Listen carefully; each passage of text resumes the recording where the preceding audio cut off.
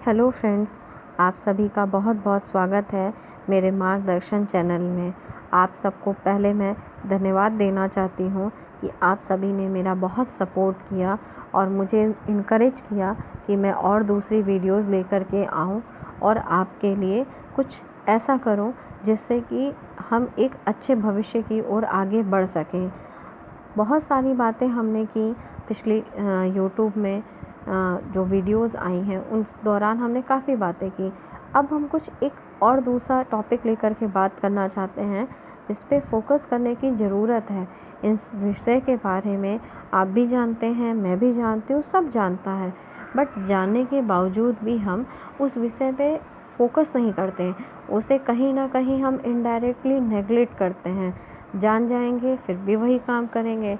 अगर हम इस चीज़ को कॉन्शियसली यानी कि सोच समझ कर के हमने इस बात को स्वीकार तो कर लिया कि हाँ ऐसा नहीं होना चाहिए, बट हम इस सोची समझी बात को प्रैक्टिकल लाइफ में अगर उतार लें तो बहुत सारे लोगों का घर बच जाएगा, वो मानसिक प्रताड़ना से बच जाएंगे और एक अच्छे भविष्य की तरफ लोग आगे बढ़ सकेंगे। क्योंकि प्रताड़ना या तनाव का जो परिणाम आता है वो कभी भी अच्छा नहीं होता। इसके लिए हम बात करना चाहते हैं कि क्या चीज़ें लोग एक से दूसरे व्यक्ति के बीच में शेयर करें, कितनी बातों को शेयर करें, किससे किससे शेयर करें और किन बातों को हमें नहीं शेयर करना चाहिए। कौन सी ऐसी चीज़ है जो हमारी पर्सनल लाइफ से जुड़ी हुई है। शेयर करने के दौरान यानी बातें करने के दौरान एक बहुत कॉमन सी बात होती है कि पहले हम धीरे धीरे बात करते हैं, फिर धीरे धीरे एक दिन हमारी वो आदत सी बन जाती है और उस आदत में हम जब अपड़ जाते हैं तो हर एक बात बताने लग जाते हैं, जो कहीं ना कहीं हमारे लिए बाद में एक परेशानी का सबक बन जाता है। हाथ में आया हुआ सोशल मीडिया जो है वो हमारे विचारों को प्रकट करने का एक बहुत अच्छा माध्यम है, पर यही माध्यम कई बार हमारे घरों को भी बर्बाद करता है। तो आइए एक छोटी सी पहल करते हैं घरों को बचाने के लिए, जिससे कि लोगों का घर बचा रहे और वो एक अच्छे भविष्य की तरफ आगे बढ़ सकें। घर परिवार में माता पिता को, पति को, पत्नी को, बच्चों को, घर के प्रत्येक सदस्य को एक बहुत अच्छा माहौल मिल सके। इसी चीज़ को लेकर के हम लोग इसी विषय पे आज वार्ता करते हैं कि शेयर करने के दौरान किन बातों का ख्याल रखें, किस प्रकार से अपनी बातों को रखें जिस प्रकार से हमें भविष्य में किसी प्रकार की परेशानियों का सामना न करना पड़े। बात करने के दौरान अगर हम देखें तो सबसे पहले हमारे घरों में जो टीनेजर्स होते हैं उनसे हम शुरू करते हैं। टीनेजर्स अपने दोस्तों के साथ काफ़ी कुछ बातें करते हैं। देखिए, पसंद नापसंद बातें करना, बचपन में एक दूसरे को बातें बताना, इससे में कोई बुराई नहीं है, मगर हर बात बता देना ये बात नहीं सही है। क्योंकि आप ये नहीं समझ पाते कि सामने वाले का आपके प्रति क्या दृष्टिकोण है। क्योंकि आप दिन पे दिन दृष्टिकोण लोगों के बदलते जा रहे हैं। आपके द्वारा दी गई जो सूचनाएं होती हैं, जो आपके द्वारा बताई गई आपकी व्यक्तिगत बातें होती हैं, उसका प्रयोग कई बार वो लोग दूसरे तरीके से प्रयोग करते हैं, जिस तरीके से आपको काफ़ी दिक्कतों का सामना करना हो सकता है। जैसे मैंने टीनेजर्स को देखा है कि वो लोग जब मोबाइल यूज़ करना स्टार्टिंग में शुरू करते हैं तो सबसे पहले व्हाट्सएप उनके हाथ में आया या फेसबुक उनके हाथ में आया तो उन्होंने तुरंत वीडियोस अपनी बना करके अपलोड करना स्टार्ट कर दिया। तुरंत अपनी फ़ोटोज़ जो है वो डीपी में लगाई। ठीक है, आप लगाइए, मैं उसके लिए नहीं मना करती। हर इंसान को अपनी चीज़ों को बताने का, प्रेज़ेंट करने का अधिकार है, सब करना चाहिए। बट आपको थोड़ा-सा कॉन्शियस होना चाहिए, क्योंकि जो भी आप फ़ोटोज़ डालते हैं, आपको पता होगा कि प्रेज़ेंट टाइम में जो साइबर क्राइम है वो इतना बढ़ चुका है कि कब आपके द्वारा डाली गई फ़ोटो या कब आपके द्वारा दी गई इन्फॉर्मेशन कब आपके विरुद्ध साबित हो जाएगी, आप नहीं ये जानते। कई बार मैंने फ़ेसबुक पे या व्हाट्सएप स्टेटस पे ये चीज़ महसूस की है कि हम लोग जो कुछ भी करते हैं, इवन जैसे मान लीजिए अगर मैंने एक टूर बनाया कि मुझे बॉम्बे जाना है, अब बॉम्बे जाने के लिए मैंने सोचा कि मैं अपने घर से निकलूँगी, कैंट स्टेशन जाऊँगी, फिर वहाँ से मैं पर्टिकुलर कोई ट्रेन पकड़ूँगी, ट्रेन पकड़ने के बाद उस सिटी में मेरा स्टे होगा, उसके बाद नेक्स्ट सिटी मेरी ये होगी, वहाँ से मैं स्टे करते हुए आगे बढ़ूँगी और फिर एक दिन मैं मुंबई पहुंच जाऊंगी। तो ये पूरा डिस्क्रिप्शन सिर्फ आपको पता है कि आपको क्या करना है, आपकी फैमिली को पता है कि आप कहाँ जा रहे हो, क्या कैसे चीज़ें कर रहे हो। बट जो टीनेजर्स होते हैं उनकी ये आदत बन जाती है कि वो हर चीज़ को अपडेट करना चाहते हैं। देखिए, सोशल मीडिया पे एक्टिव रहने में कोई बुराई नहीं है, बट आप अपनी पर्सनल इन्फॉर्मेशन अगर शेयर करते हैं तो ये आपके लिए बहुत ख़तरनाक सिद्ध हो सकता है। इस चीज़ को कई बार हमारे पुलिस प्रशासन ने समय समय पर लोगों को बताया है, इस बारे में चेताया है कि आप लोग ऐसा मत करिए। ये गलतियाँ कई बार बड़े भी करते हैं, उन्हीं की गलतियों को देख करके या ना समझी के कारण बच्चे इस तरीके की चीज़ें करने लग जाते हैं। उसका ये लोग गलत फ़ायदा उठा करके हमारे साथ किसी तरीके का मिसबिहेव करना, चोरी करना या इस तरीके की कोई भी अप्रिय घटना हमारे साथ कारित कर सकते हैं। तो ये ख़ास तौर से टीनेजर्स इस चीज़ का ख़्याल रखें। और जो कि मैंने अभी भी आप लोगों को बताया था कि ऑनलाइन क्लासेस जब से स्टार्ट हुई हैं तब से बच्चों के हाथ में फ़ोन ज़्यादा आ गया है। फ़ोन का यूज़ करना देखिए कहीं भी गलत नहीं है, बस आप ये याद रखिए कि फ़ोन जो आप यूज़ कर रहे हैं वो आप अपनी ज़रूरत के लिए प्रयोग कर रहे हैं, आपकी वो ज़रूरतों को फुलफ़िल कर रहा है, आपकी वो आदत नहीं बन गया है। आप मोबाइल के बिना भी रह सकते हैं।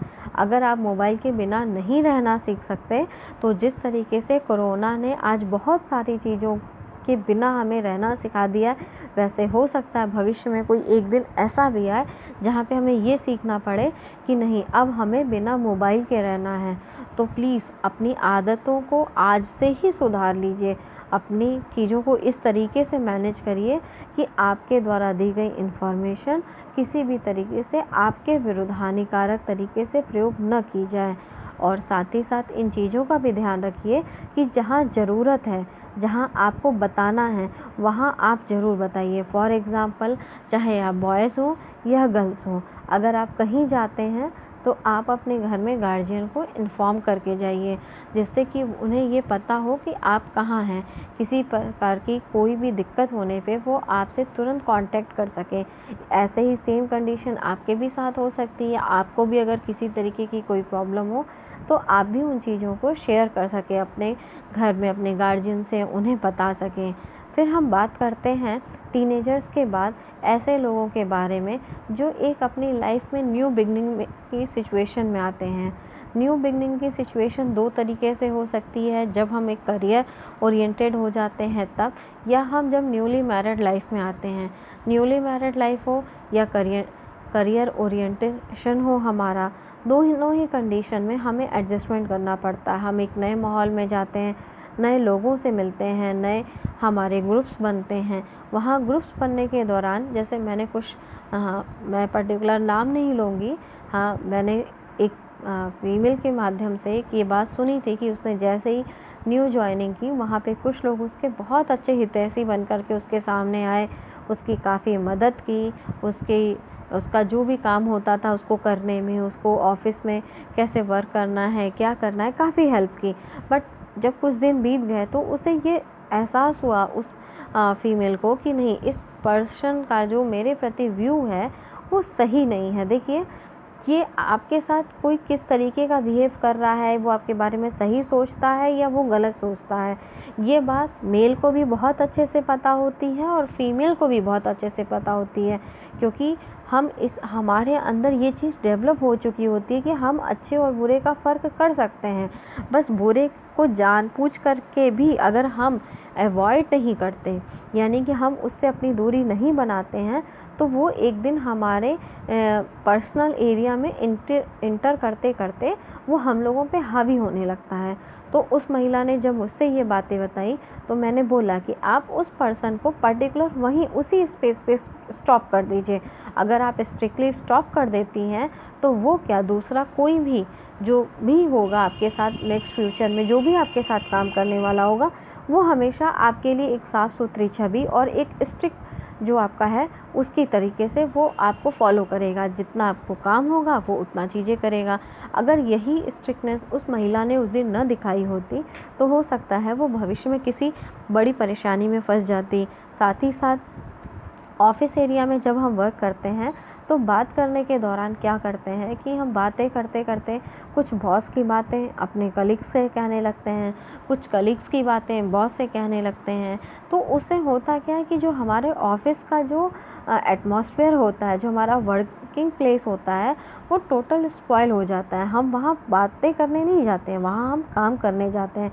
वहाँ हम पर्सनल डिस्प्यूट को नहीं बना सकते, वहाँ हमें कुछ नया करना होता है, वहाँ हम कुछ नई सोच के साथ जाते हैं। वहाँ हमें जो करना है वो प्रोडक्टिव होना चाहिए, न कि हमें डाउनफॉल की तरफ लेके जाने वाला कुछ होना चाहिए। तो ऐसे करियर ओरिएंटेशन के दौरान, यानी कि जब हम अपने नए करियर की शुरुआत कर रहे हों, तब हमें ये ध्यान रखना चाहिए कि शेयर करने के दौरान जब हमारी नई फ्रेंडशिप लोगों से हुई हो, नया ऑफ़िस हमने जॉइन किया हो, तो हम किस हिसाब से, किस लिमिट के हिसाब से बातों को करें। जब आप लोगों को इस तरीके से जज कर लीजिए कि नहीं ये लोग ठीक हैं, परफेक्ट हैं, तो उस हिसाब से लिमिटेड वे में अपनी बातों को शेयर करिए। बट ये चीज़ हमेशा याद रखिएगा कि आपके संबंध किसी से कितने भी क्लोज़ क्यों ना हो जाए, बट अपनी प्राइवेसी कभी भी किसी के साथ शेयर मत करिएगा। ये आपके भविष्य के लिए, आपके स्वयं के लिए बहुत ही ज़रूरी बात है, जिसे अगर आप अपने बिहेवियर में उतार लीजिए, अपने दिन प्रतिदिन की जो आपकी दिनचर्या है उसमें उतार लीजिए, तो आपके लिए बहुत अच्छा होगा।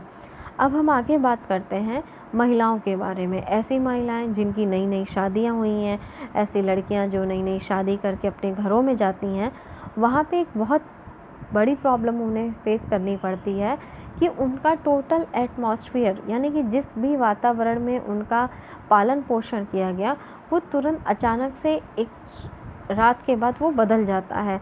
वो एक नए घर में जाती हैं, वहाँ पे उन्हें नए तरीके का माहौल मिलता है, नए माँ बाप मिलते हैं, हस्बैंड होते हैं, और भी घर के जो फैमिली मेम्बर हैं वो सब लोग होते हैं। तो वहाँ पे उनके लिए एडजस्टमेंट करना थोड़ा मुश्किल होता है, क्योंकि वो उनके बारे में उतना सब कुछ नहीं जानती जितना अपने माता पिता के बारे में जानती है। सोशल मीडिया के दौरान आप शादी से पहले ही आपकी बातें शुरू हो जाती हैं, आप लोग एक दूसरे को देखे होते हैं, और बहुत हद तक आजकल इतनी बातें कर ली जाती हैं, यानी लड़का लड़की को इस बात का मौका दिया जाता है कि अगर आप एक दूसरे को परफेक्ट समझते हैं अपने लिए, तो तभी आप आगे चल कर के शादी करिए या शादी करने का डिसीज़न लीजिए। मगर मैं फिर भी कहूँगी, देखिए, शादी करने का डिसीज़न आपने ले लिया, आपको वो बंदा ठीक लगा, सारी चीज़ें ठीक है, बट जब आप नए अपने परिवार में जाइए तो वहाँ एडजस्टमेंट करने के लिए, वहाँ अपने जीवन में तालमेल बैठाने के लिए कुछ चीज़ों का ख़ास तौर से ख्याल रखिए। देखिए, जब आप किसी नए परिवार में जाते हैं तो कुछ लोगों की तो धारणाएं आपके प्रति बहुत अच्छी होंगी कि नहीं, गुड़िया बहुत अच्छी है, बहुरानी बहुत अच्छी है, बिटिया बहुत अच्छी है। बट कुछ लोगों की हो सकता है ऐसी धारणा हो जो आपके लिए नकारात्मक हो, या कुछ ऐसी धारणा हो जो उन्होंने पहले से आपसे उम्मीद करके रखी हो कि मेरी बहू आएगी तो बहुत अच्छा कुक करेगी, मेरी बहू आएगी तो वो मेरे साथ समय व्यतीत करेगी। इस तरीके की धारणाएं हो सकती हैं, लोगों ने अपने मन में संजो करके रखी हो। तो मैं उनसे भी कहूँगी जिनके घर में उस लड़की का नया प्रवेश हुआ है कि आप उसे एक मौका दीजिए, क्योंकि जब आप अपनी बेटी को पाल पोस के बड़ा करते हैं तो 20 साल बीत जाने के बाद भी उसके गलत करने पे उसे समझाते हैं, बताते हैं, तो इस बात का आप कैसे सोच सकते हैं कि एक अचानक से आई हुई लड़की आपकी हर बात को समझ जाएगी बिना कहे। देखिए, कहने के भी कई सारे तरीके होते हैं। प्रारंभ में कोशिश करिए कि प्यार से कहिए, और अगर डांटना भी है तो उतने ही प्यार से डांटिए जितने प्यार से आप उसे अपने घर लेकर के आए थे, क्योंकि वो आपके घर की है। कभी भी ऐसे शब्दों का प्रयोग ना करें कि ये तुम्हारा घर नहीं, तुम अपने घर से क्या सीख कर के आई हो। या माता पिता शादी से पहले या शादी के बाद किसी भी तरीके से इस बात के शब्दों का प्रयोग बिल्कुल न करें कि ये घर तो इसका पराया है, क्योंकि अगर इस तरीके की हम बातें करते हैं तो हम शुरू से उन्हें पराया करते चले जाते हैं, और ये पराया होने की परंपरा शायद एक लड़की के मृत्यु तक कभी समाप्त नहीं होती है। वो इस पृथ्वी पे आती भी है पराई बन करके और चली भी जाती है पराई बन करके। तो मेरी यही गुजारिश है आप लोगों से कि इस तरीके का कृपया करके किसी के साथ व्यवहार न करें।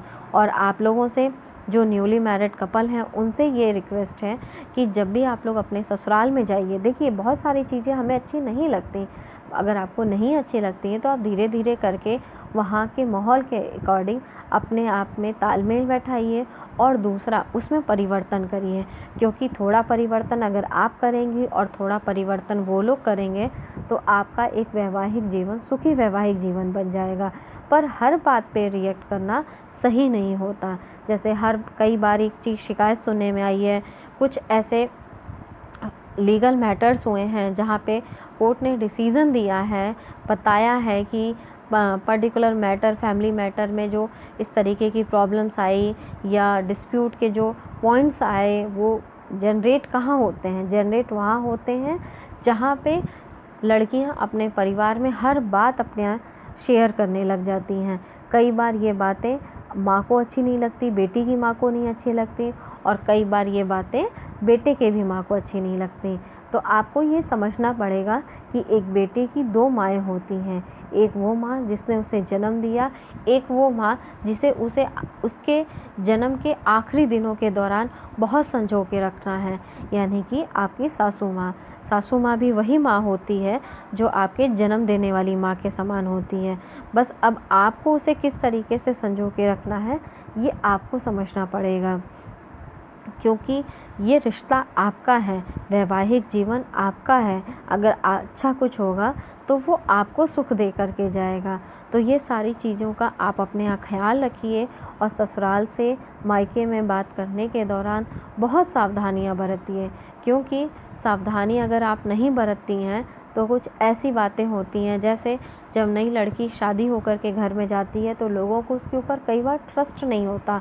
लोग कहते हैं कि तुम अपने मायके में इतनी बातें मत किया करो, या तुम्हें बातें करनी है तो तुम मेरे फ़ोन से बात करो, और अपना फ़ोन दे करके उनकी बातों को रिकॉर्ड करके लोग सुनते हैं। देखिए, ट्रस्ट ना करना कोई गलत चीज़ नहीं है, क्योंकि प्रेजेंट टाइम की जो सोसाइटी है उसमें ऐसे बहुत सारी चीज़ें गलत हुई हैं जिसकी वजह से लोगों को एक दूसरे के ऊपर ट्रस्ट नहीं होता।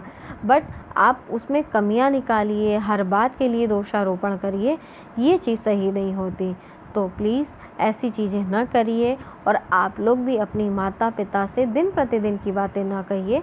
हाँ, ये बात ज़रूर है कि अगर आपके साथ कहीं भी कुछ भी गलत होता है, चाहे आप किसी भी स्थान पर रहिए, तो आपका ये दायित्व है स्वयं के प्रति कि आप सबसे पहले उसी समय आवाज़ उठाइए। आवाज़ उठाने का मतलब ये नहीं है कि आप तुरंत मुकदमा करने लगिए या गलत एक्शन ले लीजिए।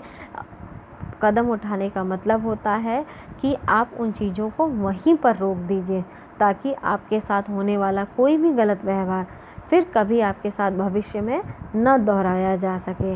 इन्हीं सब बातों के साथ हम फिर अब आगे कल बातें करेंगे, जिसमें हम कुछ और बातों के साथ आगे बढ़ेंगे। अपनी बातों को आगे करते हुए सोचेंगे कि और क्या करना चाहिए, क्या होना चाहिए। अगर आपको मेरी बातों से कुछ ऐसा लगता है कि ये बातें आपके लिए लाभदायक रही हैं तो प्लीज़ मुझे कमेंट करके बताइएगा। और एक चीज़ और मैं ये कहना चाहूँगी कि कई बार हम, पिछली भी वीडियो में मैंने बोला था कि कुछ बातें ऐसी होती हैं जो हम डायरेक्ट किसी से कह नहीं सकते, क्योंकि अगर हम उन बातों को कहते हैं तो वो हो सकता है कि सामने वाले को बुरा लग जाए। बट वीडियो एक ऐसा माध्यम है, एक बहुत ऐसा सरल माध्यम है जहां हम अपने शब्दों का तो प्रयोग नहीं करते कि मैं ऐसा चाहती हूँ या आपको ऐसा करना चाहिए, इस तरीके की चीज़ें तो नहीं यूज़ करते, बट ये कहीं ना कहीं चीज़ों को रियलाइज़ करा देते हैं। इसीलिए कई बार आपने देखा होगा कि जो फिल्में बनती हैं वो सोशल टॉपिक्स के ऊपर बनती हैं, और सोशल टॉपिक्स जो होते हैं वो मूवी का एक बहुत बड़ा हिस्सा होते हैं। तो इसलिए मेरी आपसे गुजारिश है कि अगर आपको मेरा ये वीडियो कहीं ना कहीं अगर हेल्पफुल लगता है, या मेरे वीडियो से किसी महिला वर्ग को या किसी पुरुष वर्ग को सहायता पहुंचती है, वो अपनी बात कहने में सक्षम बनते हैं, तो प्लीज़ मेरी वीडियो को लाइक करिए, शेयर करिए और मेरे चैनल को सब्सक्राइब करिए, जिससे कि मैं जो भी वीडियो अपलोड करूं उसके सबसे पहले नोटिफिकेशन आप सभी को मिल सके और मेरी वीडियो को आप लोग सुन सकें। Please share it and subscribe. Thank you very much.